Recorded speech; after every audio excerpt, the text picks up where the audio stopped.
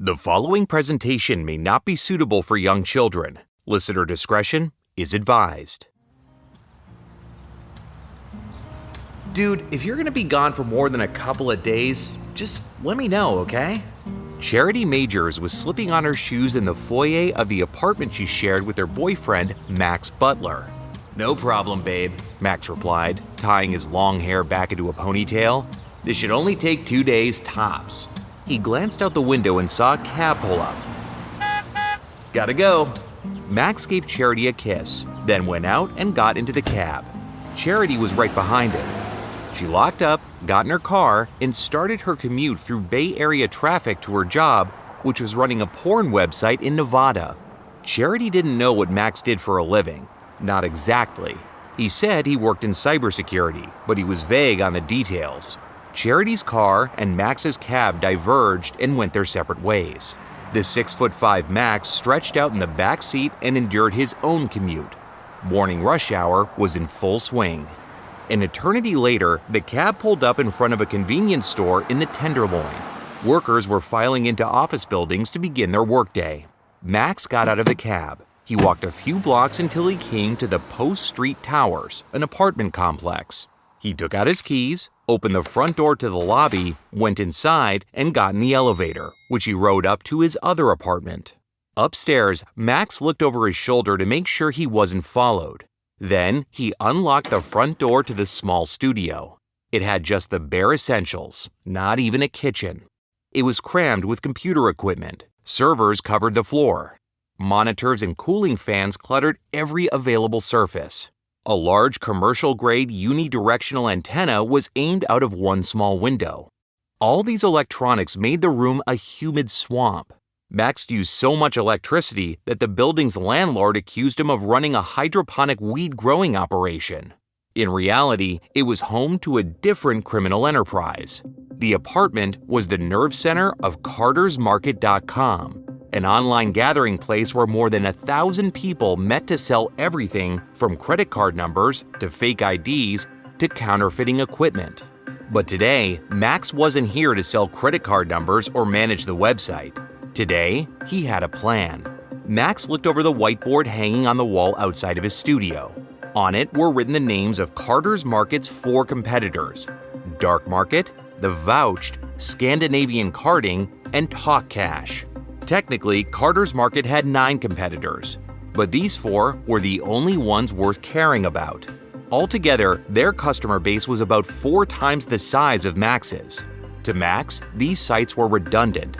They also had terrible security, which Max was about to prove. On the whiteboard, Max had written copious notes about the security architecture for each of the 4 carding sites. He spent weeks studying them, probing their defenses, and looking for weaknesses. He didn't really look at the whiteboard because he knew it all by heart. Max sat at his desk and began typing in his keyboard. One by one, he broke into his 4 competitors' websites.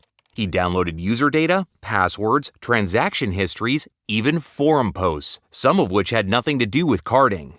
And that data all went onto Max's servers. Max worked almost non-stop. When he needed a rest, he would crash on the studio's fold-out bed for an hour or 2, then resume hacking. Finally, after 48 hours, Max had all the data he needed. As a final parting shot, Max wiped his competitors' servers, torching their illicit businesses to the ground. It was time to go back to his girlfriend Charity, but Max had one more task to do. Max logged on to CartersForum.com. He composed a mass email to his site's thousands of new members, welcoming them to their new home.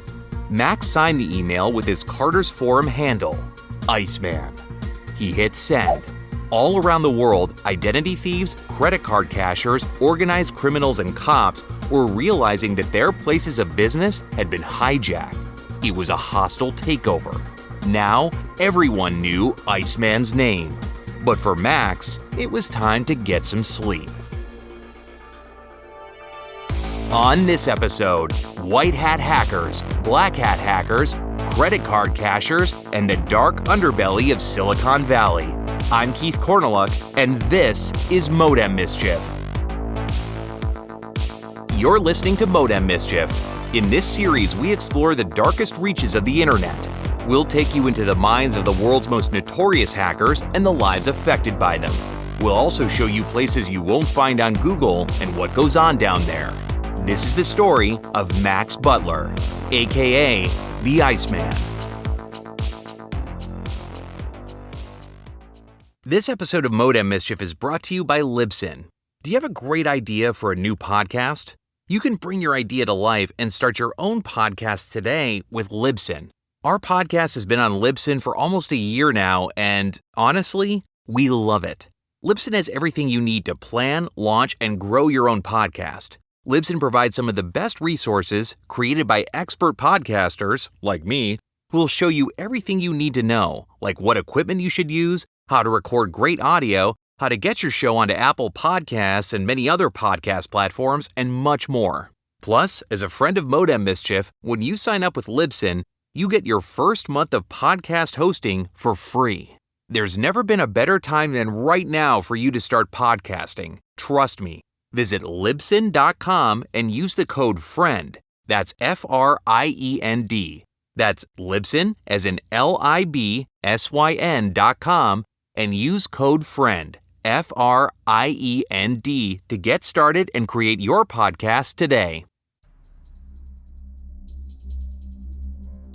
Max looked out against the dark, empty parking lot. No moon was out tonight. If someone was approaching, he couldn't tell until they were right on top of him. He could barely even see his friend John, who was right next to him. "You ready?" Max said. John nodded. Max walked up to the front entrance and slipped the master key into the lock, feeling the heavy metal tumblers fall into place with a satisfying thunk. The door opened. Max and John were inside. They looked across the lobby of Meridian High School. They tingled with the thrill of crossing a forbidden threshold. They had their whole school to themselves, and they could do anything they wanted. "What should we do first?" John asked. Max opened up a glass case and took out a fire extinguisher. He aimed the nozzle down the hallway and pulled the handle, spraying foam everywhere and laughing his ass off. "You try," Max said, handing the fire extinguisher to John. John took it and sprayed more foam all over the trophy case. "Take that!" John yelled with glee. When the fire extinguisher was empty, John dropped it on the floor. "What now?" John asked. Max thought it over. They could bail now before they got caught. The whole school would know about it tomorrow. But anyone could spray a few fire extinguishers. That wasn't enough. "Come on," Max said. "I have an idea." John followed Max through the school to the chemistry lab. Inside, Max went right up to the storage closet that kept the chemicals. The master key opened that too. He started piling bottles into a box. Iodine, bromine, pitric acid. Why are you taking that?" John asked. "Because I can," Max said. "Oh, really? This shit's worth a lot of money." John looked at his friend. This didn't feel like a prank anymore. "We should get out of here before we get caught," John said. Max nodded and finished packing. They ran through the school, leaving the front door hanging open, and out to Max's Nissan. Max chucked the box of chemicals in the back and drove John home. The next morning, Max and his teenage brain realized they'd have a pretty hard time selling the chemicals from a high school chemistry lab. But that was fine. For Max, it wasn't really about the chemicals themselves. It was about the thrill of taking them. Now that the thrill wore off, they were useless bottles of liquid. He thought it would be hilarious to leave them on his friend Seth's lawn. So that's what he did. By the time Seth's mom called the school, the custodians had already discovered the mess Max and John made. When police searched Max's Nissan, they found an incriminating brownish-yellow stain on the seat. Iodine.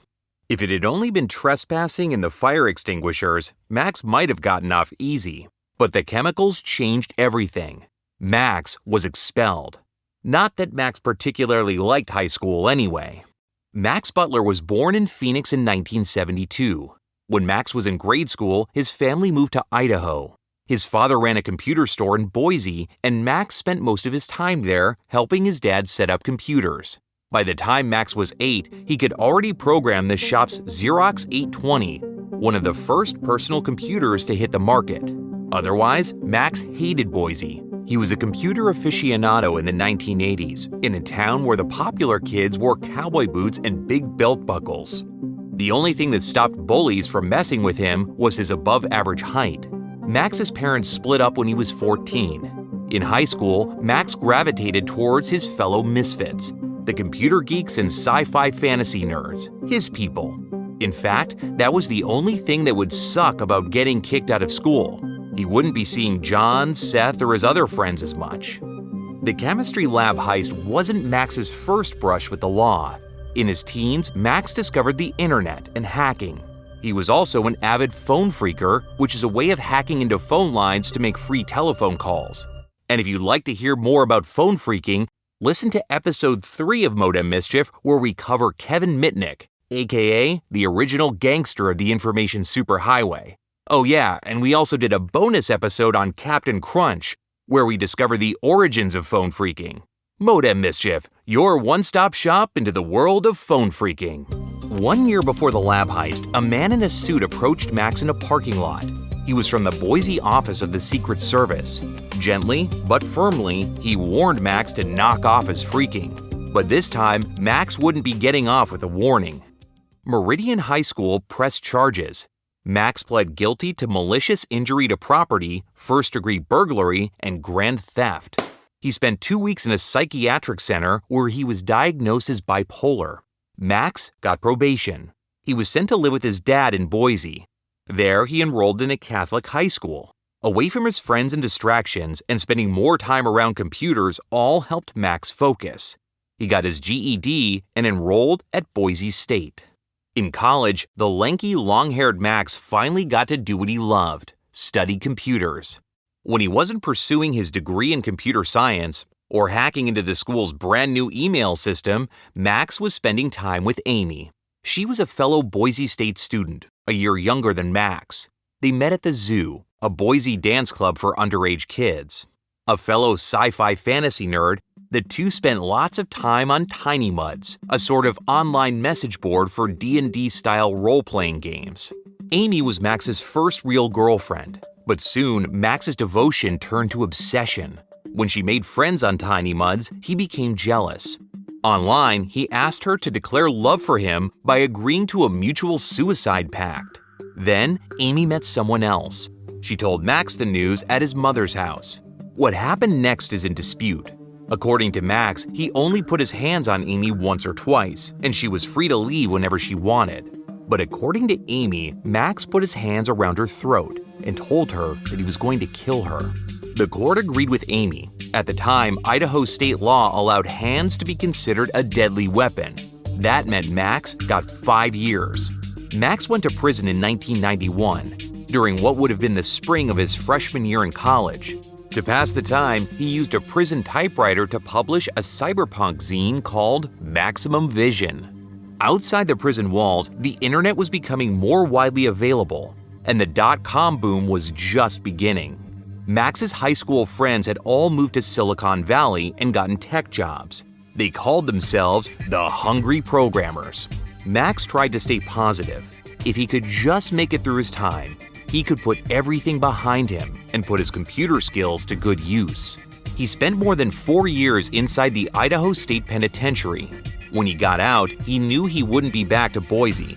Instead, he moved in with his dad in Seattle and pursued jobs in the tech industry. Having a felony conviction didn't help. He settled for temp gigs at places like CompuServe. It was basic IT grunt bullshit, way below Max's capabilities. Max drifted back to the hacker forums where he frequented in high school. He particularly enjoyed the wares scene, where hackers swapped pirated copies of stolen software. One day, bored at work and surfing the web, Max found an unprotected FTP server for a Colorado-based internet service provider. On it were copies of all kinds of useful software programs, like NetX-Ray, LapLink, and Symantec. He downloaded them and passed them on to his new pals. He was an instant legend. Unfortunately for Max, the Colorado ISP noticed and informed his employer. So, there went Max's job prospects in Seattle. Max was running out of second chances. If he wanted to make it in the tech industry, he'd have to move to the center of the action, Silicon Valley. Max Butler needed a fresh start. He also needed a new name. He started going by Max Vision after his prison zine. In 1996, Max Vision relocated to the Bay Area and moved into a house with hungry programmers. Max fit right in. In Silicon Valley, nobody cared about Max Butler or what he'd done. Max Vision was a young, bright, highly skilled programmer for hire. He might not have a college degree, but he did have the chops. In the late 90s, the hacking scene was undergoing a shift. Joy hacking from your parents' basement was child's play. Now, many former hackers were going corporate, using their skills to protect companies from more malicious hackers out there. They called themselves white hat hackers, after the Western movie trope of the hero always wearing a white hat. They defended the internet against black hat hackers, who broke into sites without permission for glory and profit. Soon, Max got a job working at one of these white hats, Matt Harrigan, who owned Microcosm Computer Solutions. Matt was one of the first black hat hackers to figure out how to monetize his skills in a legitimate way. Companies hired Matt and his team to probe their systems for vulnerabilities. But Matt was always a hacker at heart. In his black hat days, Matt went by the handle Digital Jesus. Max and Matt were fast friends. Neither saw much of a distinction between the two kinds of hackers. In fact, Max figured that Matt still did a little black hat hacking on the side. It wasn't about making money or damaging anything, it was about the challenge of the task and the high of the win.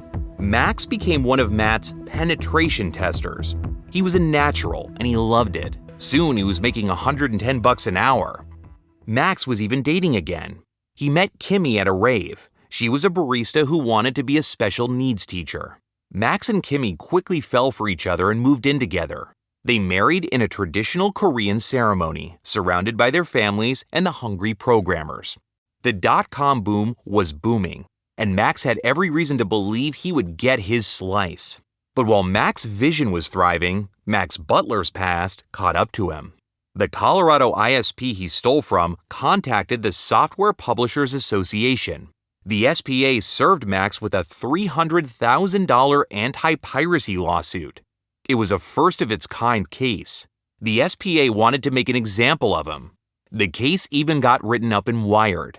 Fortunately for Max, in Silicon Valley, few people realized Max Butler was also Max Vision. Eventually, Max and the SPA settled on a $3,500 fine and some free consulting. But the lawsuit put Max on the FBI's radar. The feds were impressed. The FBI was still beginning to understand how to combat cybercrime. So, they reached out to Max. They needed him to detect and diagnose cybersecurity problems for the US government. Max didn't want to get his fellow hackers in trouble. He wouldn't be ratting out actual hackers, not the ones he knew anyway. Basically, he'd be doing the same work he was already doing. Max saw it as a good opportunity, and he agreed. He officially joined the FBI's Criminal Informant Program. The feds gave him a code name, the Equalizer. But soon, Max learned that hacking for the government was a different animal than hacking for the private sector. 2 weeks after Max and Kimmy's wedding, researchers at Carnegie Mellon alerted the security community to a vulnerability. In ancient times of the 1990s, the internet was just becoming publicly available to consumers. For the average user, IP addresses needed to be converted into plain English. That way, instead of typing 64.12.96.0 into your web browser, you could just type AOL.com. You've got mail. One of the computer programs that made this conversion was the Berkeley Internet Name Domain, or BIND. Carnegie Mellon noticed a flaw in BIND. Most internet queries were short and simple, so BIND didn't automatically check the size of incoming queries. If a hacker had submitted a deliberately overlong query, it would spill out into the computer's memory. A careful hacker could then overload their way into a computer's stack, essentially its processing center, and submit a command that would give them control over the entire system. Carnegie Mellon noticed a flaw in BIND. Most internet queries were short and simple, so BIND didn't automatically check the size of incoming queries. If a hacker submitted a deliberately overlong query, it would spill out into the computer's memory. A careful hacker could then overload their way into a computer's stack, essentially its processing center, and submit a command that would give them control over the entire system. Max called up his contact at the FBI and alerted him to the problem. The Fed agreed to send it up the flagpole, but that wasn't good enough. Max knew that could take a few months. The flaw needed to be fixed now, and he had the means to do it. Max thought the situation was over. If nobody was going to do anything about it, he would. Max quickly wrote a computer worm that exploited the bind vulnerability. It was the exact kind of worm a hacker could use to inflict maximum damage, but Max made a few tweaks. His worm would direct the computer's stack to install a patch that fixed the vulnerability. If Max had just left it at that, he probably would have been fine. But Max couldn't resist adding another command that gave him remote access to any server that installed his update. It was a secret backdoor passage that only he knew about. He promised himself he would only use it to issue further security updates. But he'd be lying if he said it didn't also give him a thrill. With his worm finished, Max logged onto the net using a stolen Vario account and began scanning for computers vulnerable to the bind flaw. He got dozens of hits. Soon, Max repaired vulnerabilities at the Pentagon, at the Army and Air Force bases, at defense contractors, and even on a computer in a cabinet secretary's office. After 5 days, Max was satisfied. He wrote a report on the bind vulnerability and sent it off to the FBI, omitting the part about how he'd just committed one of the biggest government hacks in history. Max was becoming a fixture in San Francisco's white hat community. He launched a website, whitehat.com, and it instantly received thousands of visitors a day. He started an open-source archive of hacker exploits called Arachnids, which became a trusted community-moderated resource. He'd even gotten a job offer at a new startup, Hiverworld.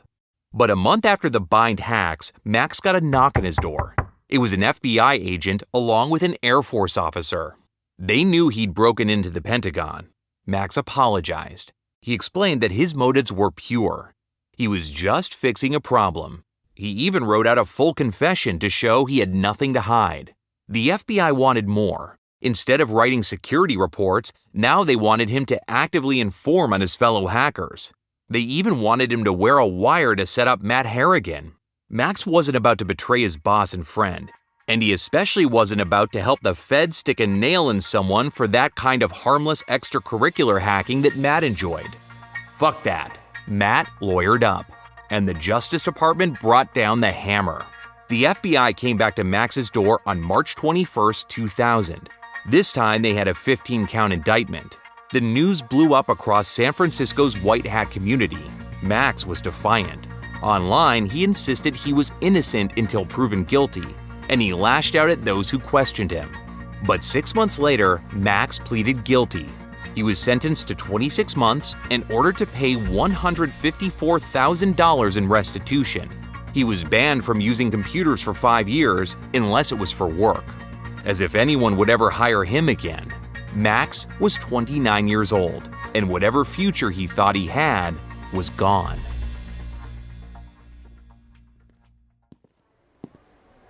Max Vision walked into the lobby of the Holiday Inn in San Francisco's Chinatown, carrying a heavy black case.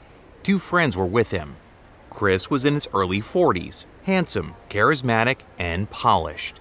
Jeff looked like he was in his late 40s, but his years of heavy drinking made his true age anyone's guess. The trio walked up to the counter. "We'd like to rent a room, please," Chris said, sliding his credit card and ID across the counter. "Just one night." The receptionist eyed them and the black case. 3 dudes checking into a hotel in the middle of the day with nothing but electronic equipment? Were they filming a porno or something? But the credit card worked, so she typed in their info into the computer, processed the transaction, and handed them a room key. They rode the elevator up to the top of the 27-story hotel. Inside their room, Chris and Jeff took a seat while Max got to work. He opened the case, took out a 2-foot wire mesh antenna, and aimed it out the window at the financial district. Then, he hooked it up to a laptop. "This area has dozens of unprotected Wi-Fi networks to choose from. See?" Max pulled up a list. Chris and Jeff looked over his shoulder. They didn't really have an idea what he was talking about, but they went along like they did. Max logged into a Wi-Fi network at random. Next, he pulled up a software program. "This is called Vulnerability Scanner," Max explained. It scans for vulnerable computers." Chris and Jeff dutifully nodded. It was the same vulnerability scanner he'd used during his white hat days. Within minutes, Max got several hits. Banks, financial institutions, e-commerce sites. Max could take his pick and hack into whichever one he wanted and get all of the sensitive data inside. Credit card information, bank account numbers, even personal information like social security numbers. Chris and Jeff could see dollar signs. Well, sort of. They didn't really know what the hell to do with this information, but fortunately, they had Max for that. Max's second stint in the slammer had been much different than his first. The first time he was 19 and had his whole life ahead of him. The second time, he was a decade older, and his crime had ruined his chance at a career. A legitimate one anyway. Max stayed at the Taft Correctional Facility, a prison that dominates the tiny Central California desert town of Taft. With no computers, the long months dragged on. Max began making friends with professional criminals. This is how he met Jeff. Then, while Max was still inside, Kimmy asked for a divorce. Apparently, she'd met some guy at Burning Man. Fucking Burning Man. Max refused to sign the divorce papers. Finally, after 18 months, Max was set free. He moved into a halfway house in the Bay Area. Part of his release required that he be gainfully employed. Problem was, his name was Mud. Max borrowed a laptop from one of the hungry programmers and wrote an email to San Francisco's cybersecurity community. I've been showing up at places that farm out manual labor at 5:30 a.m. and still haven't found any work, he wrote. My situation is ridiculous. Max was upfront about his felon status. He offered his services for minimum wage. At the time, $6.75 an hour, for a guy who used to bill $110 an hour. Finally, he got a nibble. A job assembling computers in a home office. This wasn't even IT grunt work. It was the same thing he did in high school at his dad's shop. So, Max called his jailhouse friend, Jeff, and Jeff introduced him to Chris. When he was in his 20s, Chris Aragon was a bank robber, briefly. He got caught just minutes after his only successful heist. After that, he spent the 90s dabbling in credit card fraud and weed smuggling before trying to go straight. He owned a business that leased furniture and electronics to startup companies. When the dot-com bubble burst, Chris's business went bankrupt.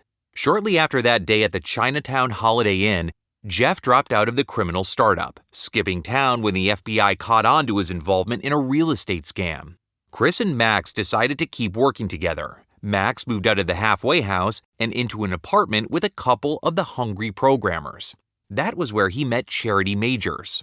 She was actually one of Max's friend's exes, but the breakup was amicable and they stayed roommates. Charity was a fellow Idaho misfit, like Max. She flourished once she moved to the Bay Area. Once a month, Chris would either fly or drive up from his home in Irvine, California to downtown San Francisco, where he and Max rented hotel rooms and used unprotected Wi-Fi to steal as much data as they could. Now, Max always used someone else's Wi-Fi for his hacks. His experience with the bind hacks taught him never to hack from home. Max was particularly adept at stealing records of financial transactions, many of which had credit card information. At first, Max and Chris were unsure how to monetize their stolen data, but after a little Googling, Max found his way onto Carter forums. This was 2003. By this point, companies and consumers had only been using credit cards online for a few years. Almost immediately, this attracted the attention of criminals, especially in Russia and Ukraine. Soon, credit card fraudsters, identity thieves, ID forgers, and other criminals began congregating online. The first of these websites was a UK-based site called Counterfeiters Library. When Max and Chris arrived on the scene, the top English-language site was shadowcrew.com. On sites like Counterfeiters Library and Shadow Crew, a thriving community of scammers met to share tips and techniques to do business or just hang out and talk about their lives. It was like a combination of MySpace and Craigslist, but just made for scammers. So essentially, it was like MySpace and Craigslist. All of this was done out in the open as well. This was 4 years before Tor browsers were introduced, so the dark web as we know it didn't exist yet. Users banked on their anonymity to stay ahead of the law. For Max, shadowcrew.com was familiar territory. It reminded him of his days hanging out on the Wares forums, swapping pirated software for internet street cred. But the situation was also entirely different. Back then, Max was one hacker among many. Now he sensed that few, if any, of Shadow Crew's users were as computer savvy as he was. They were career criminals who started using computers. Max was a career computer hacker who was starting a life of crime. On Shadow Crew, Max created an account impersonating a well-known credit card dumps vendor named Hummer 911. Then he made his first post. He titled it, "Free Amex Numbers."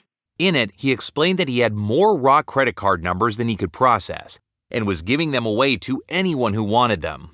The post linked to a web page containing hundreds of free American Express numbers. It was horseshit. The numbers were randomly generated. The web page contained an invisible code Max had written, which took advantage of a recent security exploit in Internet Explorer. The code installed a Bitfrost Trojan horse onto the infected computer, giving Max control. Hundreds of Shadow Crew forum members clicked on Max's link. This gave Max complete access to their computers, which, like he suspected, had little to no existing security measures. Max stole thousands of credit card numbers. He rationalized it by remembering that the credit card numbers had already been stolen. Somebody was going to use them. Why not him? Plus, the card's owners wouldn't be stuck with the charges. They'd report them as fraudulent, and the banks would take the loss. To Max, it was a victimless crime, except for the banks, and fuck the banks. With Max's trove of credit card numbers in hand, Chris rented a second apartment in Irvine and turned it into a workshop. He bought sheets of blank PVC and thousands of dollars worth of credit printing equipment and began manufacturing fake credit cards, imprinting Max's stolen card numbers onto their magnetic stripes. If Chris did his job right, you couldn't tell the difference between his cards and a real Amex or Capital One. Chris produced stacks and stacks of cards. Then it was on to the next step. It was time for the Carter girls. There was Nancy, Lindsay, Adrian, Jamie, Cindy, Christy, Sherry, Liz, and Dash. All were college-aged. Chris hired them because he figured young women would be the least likely to attract suspicion.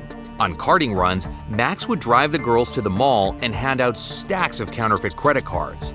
Then they would go into department stores and buy big-ticket items like $500 Coach bags. They would rack up thousands of dollars a pop. At the end of the day, Chris would pay them 30% of the total retail value and take the goods to his wife Clara, who would sell it on eBay. Then Max would get his cut. Max was making thousands of dollars a month, but he wasn't happy. To Max, Chris's process made no sense. Why so many steps? Why involve so many people? On top of that, cracks were beginning to show in Chris's carefully manicured persona. He got a DUI. Then he got busted again for using counterfeit cards at a W hotel. Then he started dating an 18-year-old. When he got her pregnant, some of the carding girls quit. It was time for Plan B.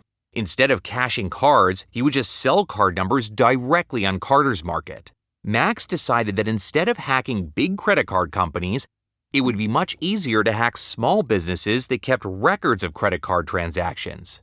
One day, while conducting a routine vulnerability scan, Max found an unprotected computer that belonged to a Vancouver area restaurant called Pizza Schmizza.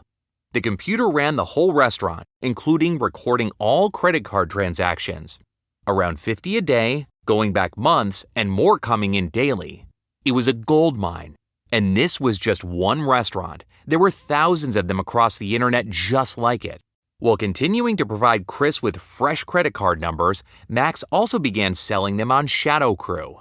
At $20 a pop, he could clear a couple grand a day easy. But just when Max's new side hustle was taking off, Shadow Crew went down. It was the feds. Apparently, a high-ranking member of the forums was an informant. Shadow Crew's front page was replaced with a notice informing users that it was under control of the Secret Service. Fucking amateurs, Max thought. He was hardly surprised given how easy it was for him to hack the site's users.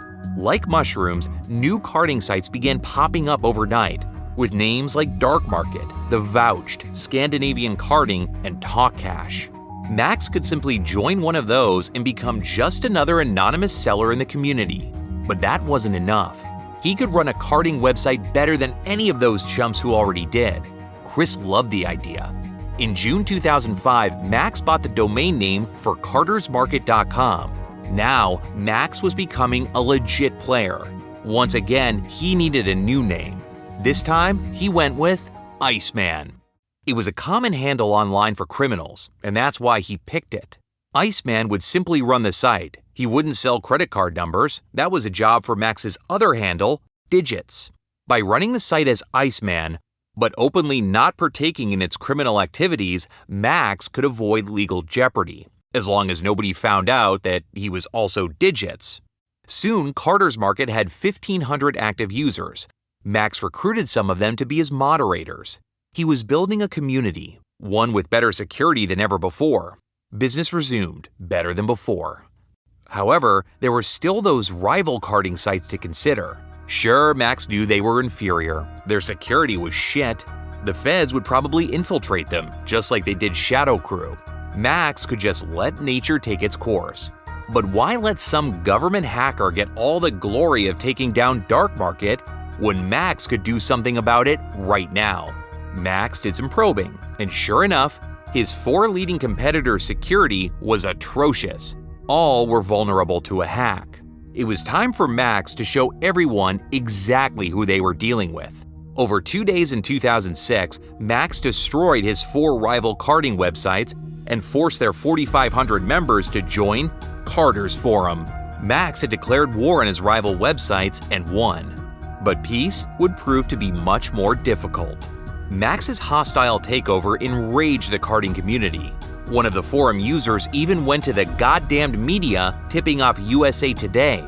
The nationwide newspaper published a full story about the takeover and even named Iceman. Max had created powerful enemies, and now the entire country knew Iceman's name. In the weeks after the hostile takeover, Max didn't sleep much, no matter how badly he might have needed it. Chris was furious. Not only were Max's Carter Wars a national news story, Chris learned Max had actually corresponded with USA Today journalists in a moment of vanity. Chris thought Max was losing his mind. Well, fuck Chris. It was Max who built Carter's Market. Max decided who Iceman could talk to. Chris should pay attention to his sordid little card cashing operation and his 18-year-old baby mama. The USA Today article was an unexpectedly good marketing tool. Hundreds of new criminals were applying for Carter's Market accounts daily, too much for Max to keep up with. But it turned out Max didn't actually destroy all 4 of his competitors. To Max's surprise, a few days after the takeover, Dark Market came back online. Its owner, a British Sri Lankan who went by the handle LibSyn, even boasted that it had better security than before. It was provided by a member of the carding community who went by the name Master Splinter. Yup, that's right, after the cartoon rat from the Ninja Turtles franchise. But Splinter is spelled with 2 Y's because, well, internet. The feud was on. Unable to swipe Dark Market's new Max-proof servers, Max repeatedly hit it with denial of service attacks. Occasionally, he would sneak past its defenses and delete user accounts at random, just to fuck with LibSyn. Once he impersonated him on a Russian carding site and posted the message, "I'm a Fed," over and over. But Dark Market was stubbornly difficult to kill. Then, one day, Max got a message from one of his Carter's Market members named Silo. Max didn't really trust Silo.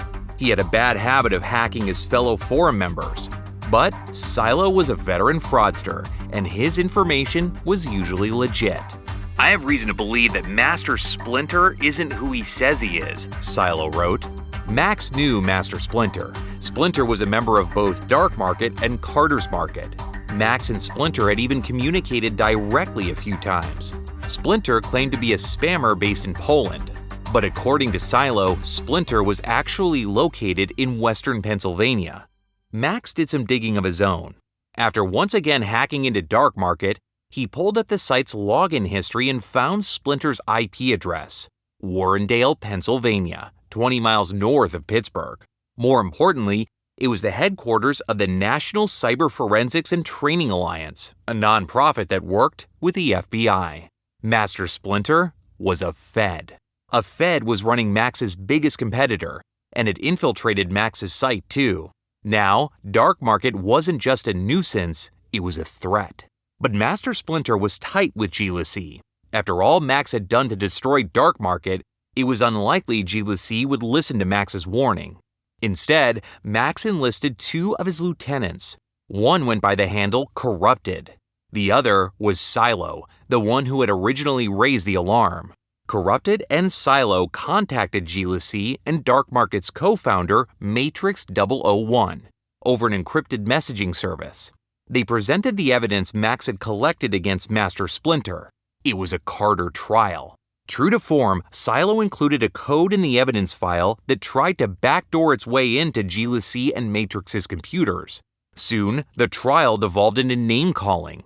G-LibSyn and Matrix logged off, entirely unconvinced. Which sucked for Max because Master Splinter really was a cop. He was an FBI agent named J. Keith Molarski. He'd been running the Master Splinter identity for over a year. After realizing Max was onto him, Molarski managed to scrub the evidence from the web, and Master Splinter remained above suspicion. Max was right, but his credibility was so shot, it didn't matter. By late 2006, Max knew the feds were probably onto him. Now would be the right time to make a run for it. Problem was, Max didn't have the cash. Altogether, he'd earned about $750,000 from his caching and hacking. He'd pissed most of it away on rent for his 2 apartments, on cab fare for his daily commutes, on meals, even on stupid impulse purchases like a robotic dog. Max decided it was time to retire Iceman. He formally passed control of the site onto Corrupted and set up a new handle for himself, Aphex. He was running out of time. He needed to make as much money as he possibly could before the cops found him. Max had been capable of hacking into banks for years, but it stopped there. Stealing credit cards and making fraudulent transactions was one thing, but stealing bank account numbers and transferring the funds? That was too much, even for Max. Chris wasn't much help.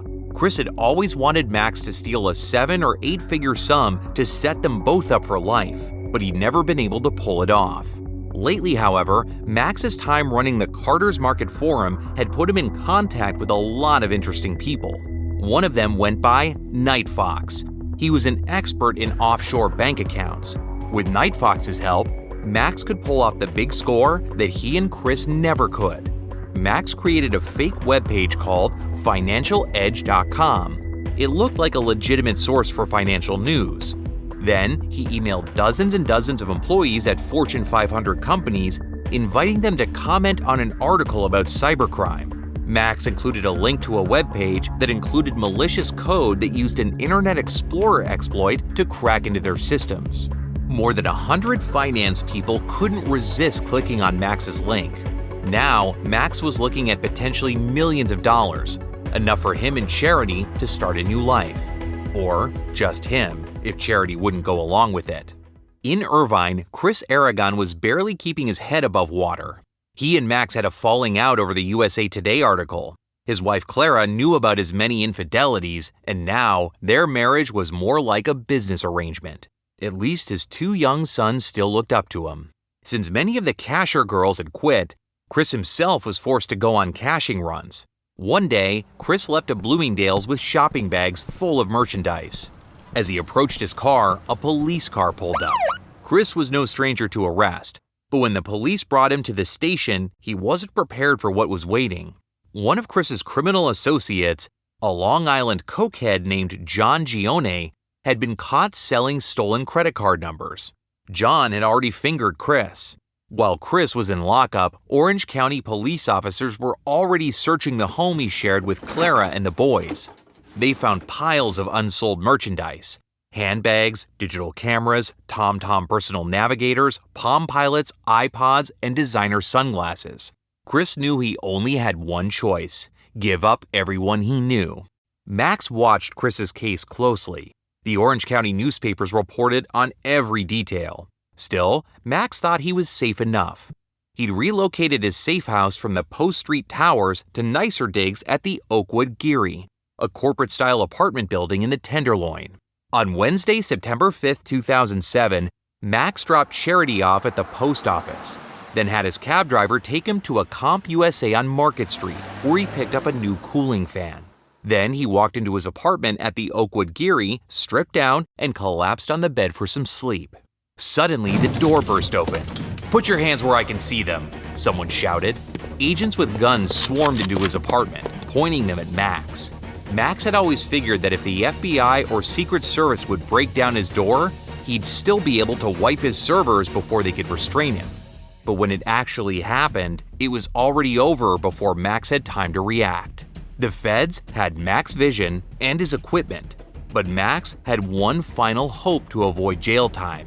His computers were encrypted. Max spent the month after his arrest in the Santa Clara County Jail. While Max stewed, investigators combed over his hard drive. Only Max knew the passphrase that would unlock the encryption. He figured the feds would never be able to crack it. Lawyers and judges would implore him to give up his password, but it's not like they could force him to talk. Max knew he could wait them out. It would take a year at most. But just 2 weeks after his arrest, Max was brought to court with his lawyers. There, a prosecutor handed Max's lawyer a slip of paper. On it was written a message: "One man can make a difference." Max's passphrase. They'd found it tucked away in his computer's RAM. The lifelong hacker had been hacked.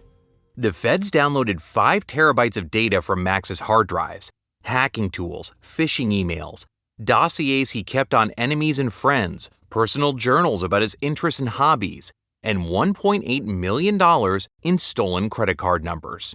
$1.1 million came from hacking point-of-sale systems like Pizza Schmizza. The rest had come from hacking other criminals. Altogether, these stolen numbers had been used to generate $86 million in fraudulent charges. Max was far from a millionaire. He'd estimated he'd earn less than $1 million altogether and had already spent most of it. The feds only found about $80,000 in his accounts. But Max's personal largesse, or lack of it, didn't matter. The $86 million did. Altogether, he was looking at 30 years to life. By now, all of Max's secrets were exposed. The defiance he'd shown at his earlier arrests was gone. The night his passphrase was found, he wept into his pillow. Max's arrest finally showed Charity who he really was. Mercifully, the feds allowed Max and Charity to talk on the phone while he was locked up. But for the first time, Max could be truthful about what he'd done. But for Charity, things would never be the same. Max knew that no matter how much time he had to serve, Charity would not wait for him.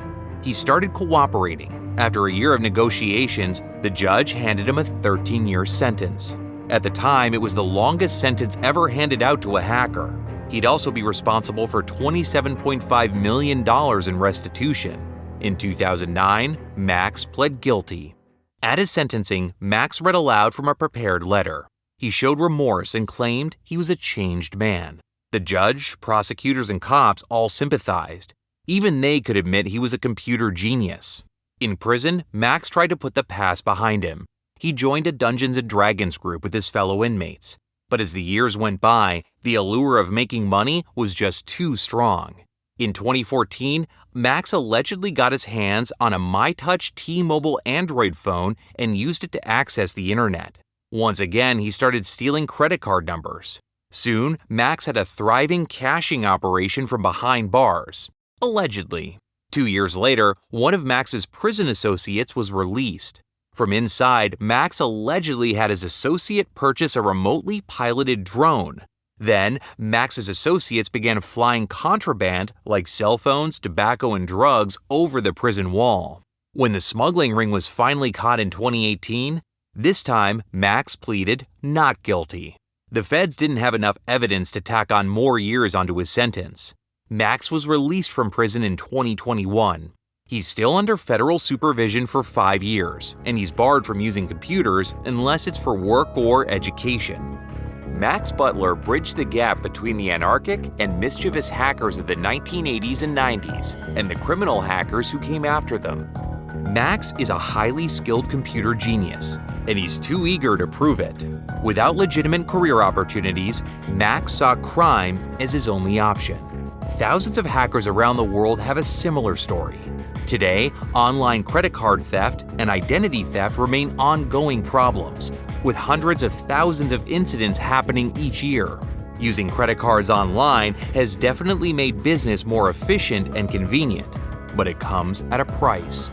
As long as there are hackers with high-level skills and a lack of legitimate opportunities, fraud will be the cost of doing business. I'm Keith Corneluk, and you're listening to Modem Mischief. Thanks for listening to Modem Mischief.